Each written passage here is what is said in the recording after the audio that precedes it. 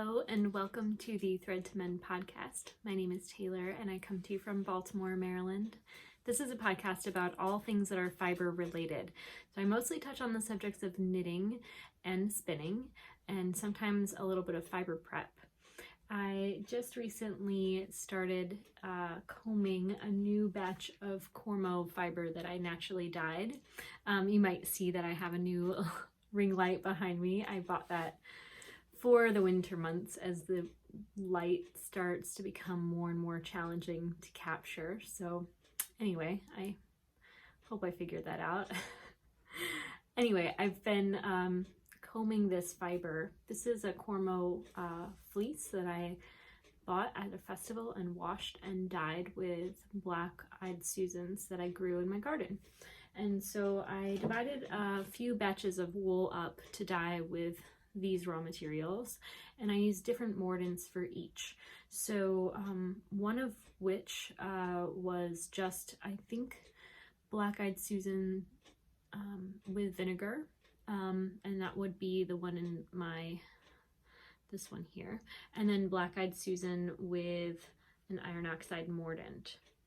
And then this is the black-eyed Susan dyed with alum as a mordant. So they all came out very similar, but a little bit different. And because I have learned that when I naturally dye and I come out with colors that are similar, I end up with a lot of different quantities of different color yarns that don't complete full projects, mostly because the contrast isn't high enough between them. So what I'm planning to do with this fiber and all that I have left to still comb is I'm going to ply it on a third bobbin to have 3 bobbins of singles, and then I will make my very first ever traditional 3-ply yarn with these fibers. So I'm really excited to get on sort of the third leg of that trip and be done with that project. I'll have at least enough to knit a nice size shawl or a small sweater. We'll see. I'm not ready to determine what the yarn might become without the yarn being made. So I'm excited to show you all that when that's done. I have one more acquisition for 2019 to show you. I know I said I'd be done buying yarn for the year, but I couldn't stop myself when I saw that Crooked Fence Farm is coming out with their new yarn. So Crooked Fence Farm is my local CSA. They actually drop off to the studio that I work in. So a lot of people in the Baltimore City area come pick up their fresh produce from the farm at my work. And they have 2 kinds of yarn that just came out. There's an Aran weight yarn and a DK weight yarn. And with each weight, there's 2 types. And they're all made with California red fiber from their farm. So California red, if you're not familiar, is like a meat, kind of dual purpose breed. Its yarn is creamy and warm, and it has a little bit, I'm not sure if this is the correct term for it, but it has kind of like guard hairs in it that are a dark amber or like red color. So this is a close-up if you can see it. You might not be able to see the guard hairs in the yarn, but what more can I say?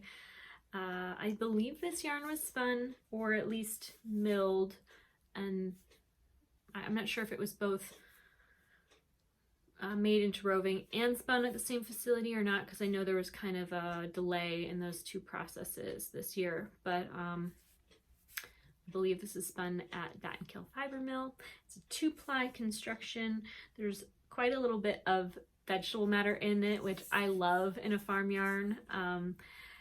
Mostly as a spinner, it kind of shows you how much it is kind of still, it's not overly processed, so you kind of get a sense of how processed is it when you see the VM in there, because it'll be you know, sometimes it'll feel just like it would normally, or sometimes it'll feel like it's been kind of I don't know what I'm trying to say, but I'm not sure what I'm trying to say.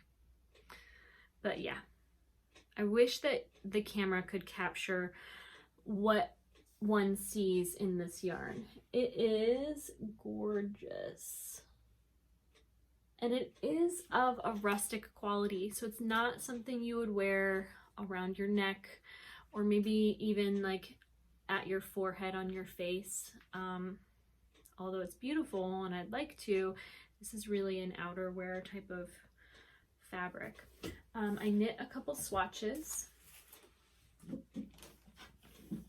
and I'm planning to knit, I have 7 skeins. So I bought 7 skeins, they're only $20 a piece. I think they should charge more for their yarn, but it allowed me to afford knitting a larger cardigan. And I'm going to knit Michelle Wong's row cardigan. It's a cabled kind of coat-like garment. And the gauge to this sweater is 19 stitches per 4 inches. So I began my first swatch with the suggested needle size. I can't remember off the top of my head which one that is, but it's in the pattern. And I stopped this swatch short because I knew that I wasn't quite measuring up. I was getting closer to 20 stitches per 4 inches, and I didn't really love, I did wash this swatch, but before washing I didn't love how much space I could kind of see through the stitches. So you can kind of see my face through the fabric. So I switched needles, I went down a size, and I knit another swatch.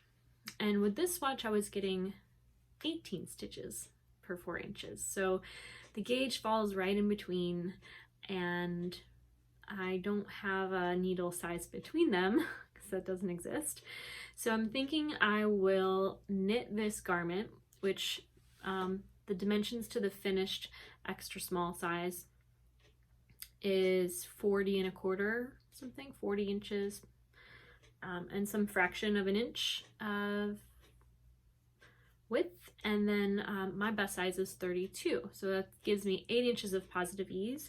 The suggested ease is 6 to 8 inches, so I fall right in that range there towards the larger bit of the range, but the pattern is shown on a model with 9 1/4 inches of ease, so I kind of want to be near that end of the ease spectrum because I like the way it fit on her. I'd rather my finished garment be closer to 38 inches than 42 inches, so for that reason I'm going to go with the smaller needle. I also like the fabric even before swatching, but especially after. It's not as like see-through as the other one.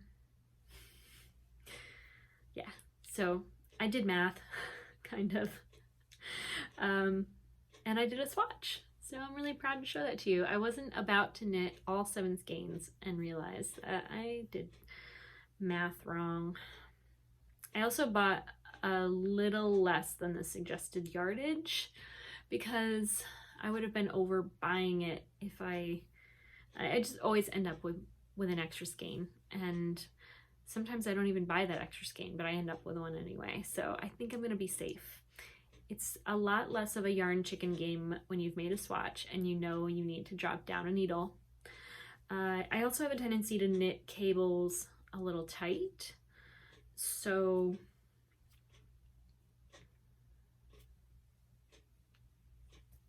hope I'm not making a mistake there. I wish I could show you things that are done, but I can't. I've been knitting for some time on this Oslo hat, which, if you're not familiar, is by Petite Knit. I'm knitting this with other farm yarn from Battenkill Fiber Mill. This is from a woman named Karen.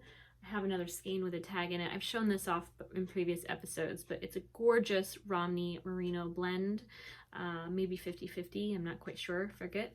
But it's, I love this. I wish I had enough of this to knit a sweater. I regret not buying a sweater of this yarn. But if you're not familiar with the Oslo hat, it has a big fold over brim. So when you're casting on stitches, which you don't wear it like this, but if you're not a hat knitter, if you're a garment knitter, not a hat knitter like me, you think that the cast on number they're telling you is ridiculous because this is 20 fewer and it fits quite large. Well, that makes sense because once you fold the fabric over one time and then 2 times, it is not as wide as it was when you cast it on. So when I put this hat on, it does this thing to my brow, which is like it pushes my face down. And it's not that it doesn't look good, it just doesn't feel good.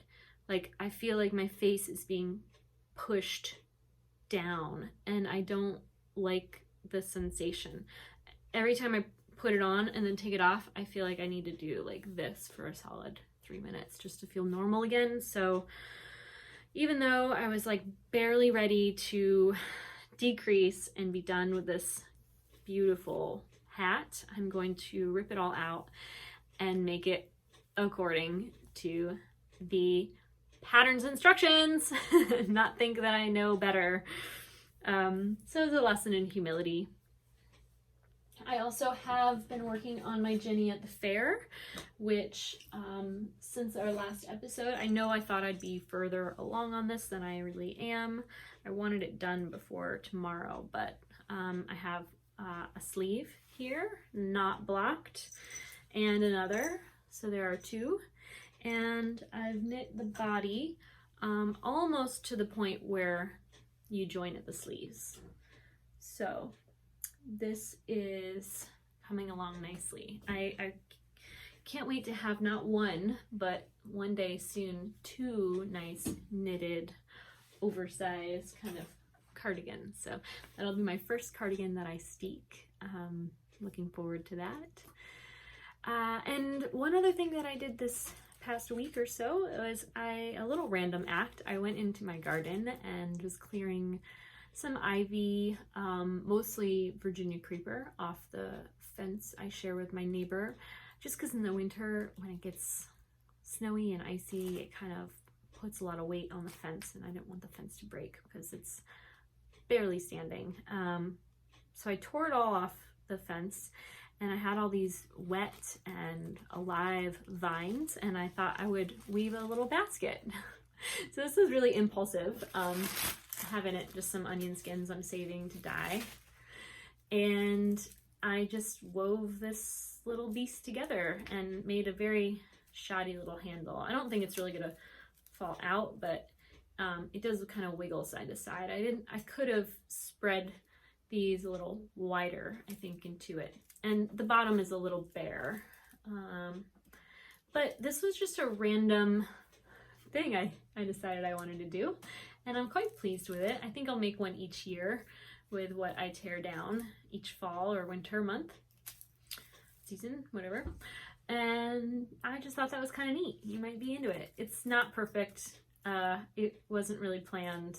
I didn't really use any particular technique, and I actually learned a lot about technique in just the little bit of time it took to make this one, so I know that next year's will be much better. But I thought this was nice, even if I just throw it back into the yard on top of some stump or something like a hat. I just thought I might enjoy it. A little basket made of Virginia creeper. I think you can dye with Virginia creeper, but I never want to tear it down in the spring because it's so colorful. It kind of does this Rastafarian like gradient from green to yellow, orange, and red, and it's just a really pretty plant in the spring. So that's that. I have shown you in previous episodes all the things I'm excited to cast on, so I won't go into that ever again until they're cast on. I'm kind of itching to get them started, but I'm waiting until January 1st so they can be 2020 projects, and hopefully between now and then I will finish a sweater. No hopes that I'll finish my Daydreamer anytime soon, although I am taking it to the movies tomorrow. I have just one more repeat of the chart before I split for the front and back, so I'm not sure what that means yet in terms of how I categorize this project as a kind of a background project that I pick up whenever I want to, or something I need to focus my attention on to get to the next step. So yeah, if I can finish my cardigan before the end of tomorrow, like I hoped, then maybe I'll work on the Daydreamer in the week between Christmas and the New Year and see how much progress I get on that. There is one project from 2019 I know that I plan to finish in 2020, but the more I think about it, the less I believe I will. I'm thinking about frogging it, but I'm just gonna wait and focus on the other things first. I mean, if I don't have a use for the yarn to pull from the project I've started, then what's the point, really? So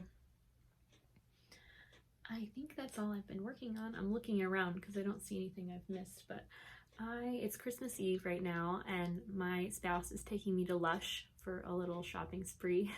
That was my gift. One of my gifts, one of my few gifts. So it's what I asked for, to be honest. So we're gonna go do that, and I will see you all soon. I hope you have a great holiday and Happy New Year. As I forgot to mention, my name on Ravelry and Instagram, if you'd like to connect on social media, is Taylor E. Owen. If you enjoyed this video, please give it a thumbs up. It gives it other people on YouTube a chance to find things they might enjoy, and hopefully subscribe. So if you haven't already, subscribe to my channel, please, and I will see you in the next video. Happy New Year. Take care.